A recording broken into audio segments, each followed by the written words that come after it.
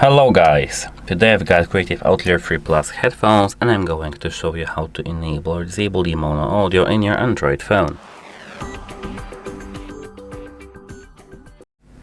So at first you need to open your phone settings. Here you need to actually open connected devices, and here you need to make sure that you are now connected with your headphones. If you are, go back. Now scroll down, you don't avoid all the way, but here scroll a little bit down to the accessibility.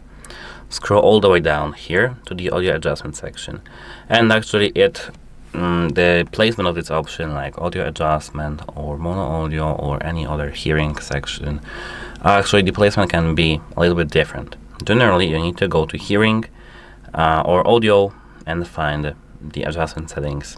Here we've got mono audio, combine channels when playing audio. You need to enable it by tapping this, or of course disable by tapping this again.